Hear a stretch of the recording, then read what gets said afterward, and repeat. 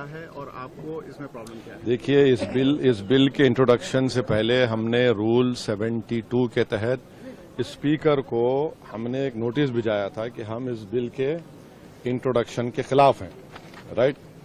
اور ہمارا ماننا یہ ہے کہ یہ جو بل ہے آرٹیکل 14, 15 اور 25 کا اس کے پرنسپلز کا وائلیشن کرتا ہے۔ یہ بل بیسک سٹرکچر جو سمویدھان کا اس کا وائلیشن کرتا ہے اور خاص طور سے جوڈیشل انڈیپینڈنس کا اور سپریشن آف پاورز کا یہ وائلیشن کرتا ہے۔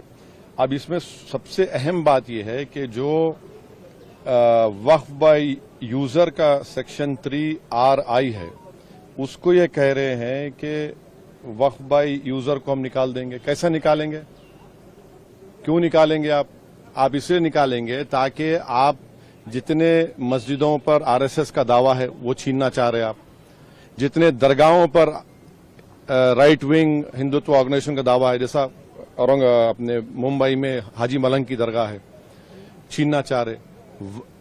وقف بائی یوزر کا اب نکال کر بول رہے ہیں کہ ڈاکومنٹیشن لے کر 400 سال کا ڈاکومنٹیشن ریونیو سے نہیں نکلے گا تو کیا کریں گے آپ؟ دے دیں گے کیا؟ چینج کر دیں گے؟ یہ ایک سب سے بڑا ڈینجرس اس میں سیکشن ہے۔ دوسرا اس میں وقف الاولاد کا کلاس 4 کا ہے۔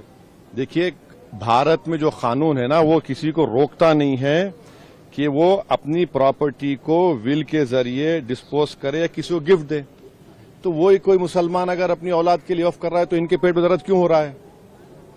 ہندو انڈومنٹ بورڈ میں اجازت ہے اس کی، سب جگہ دوسرے گردوارہ پربندھن کمیٹی میں اجازت ہے، تو مسلمانوں کے وقف بورڈ میں کیوں نہیں ہوگا؟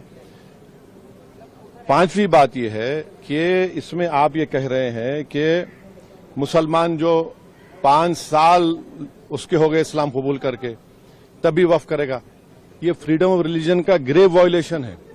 اچھا دوسرے ریلیجن کو ماننے والوں کے لیے ایسا قانون ہے؟ نہیں ہے۔ اور آپ کون ہوتے ہوئے طے کرنے والے مسلمان ہوا نہیں ہوا؟ 5 سال اس کو رکنا چاہیے تبھی جا کر، مانے آپ ویٹ کریں گے؟ اور یہ اور ایک اس میں جو بات جو آبجیکشنیبل ہے وہ یہ ہے کہ اگر کوئی سیکشن 61 میں آپ نے ڈی ایم کو بہت پاورز دے دیے، اب ڈی ایم کوئی فیصلہ کرتا ہے وقف بورڈ کے خلاف، مجھے ٹرائبونل جانا ہے۔ اب ٹرائبونل پہلے کیا تھا، ایک جج تھا، ڈسٹرکٹ جج سینئر CJ اپوائنٹ، اور 2 لوگ تھے۔ اب کہہ رہے ہیں کہ ٹرائبونل میں 2 لوگ ہوں گے، ریٹائرڈ ڈسٹرکٹ جج اور ایک آفیسر ہوگا، کیا ہوگا وہ جوائنٹ سیکرٹری رینک کا۔ کوئی جوائنٹ سیکرٹری رینک کا آفیسر بیٹھ کر ریٹائرڈ کلیکٹر کے خلاف آرڈر دے گا تو یہ خود اچھا اور ایک بات، کلیکٹر کیسے جج بنے گا؟ فیصلہ بھی وہی کرے گا، جج بھی وہی کرے گا، یہ پرنسپل نیچرل جسٹس کے خلاف ہے۔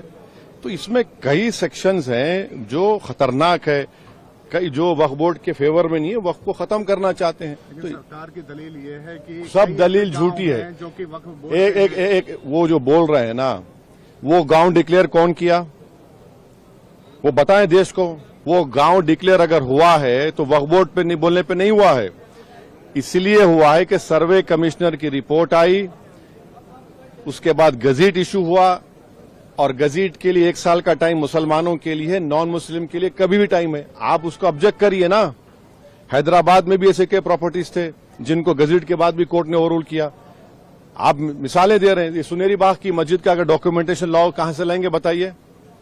میرے پاس تو منتر شنتر نہیں ہے کہ 200 سال پرانے کے مرنے والوں کی روحوں کو بلا کر منتری جی کے پاس لے جاؤں کہ دیکھو یہ روح ہے اور یہ کہہ رہی کہ وقف ہے۔ یہ کیا بات کر رہے ہیں؟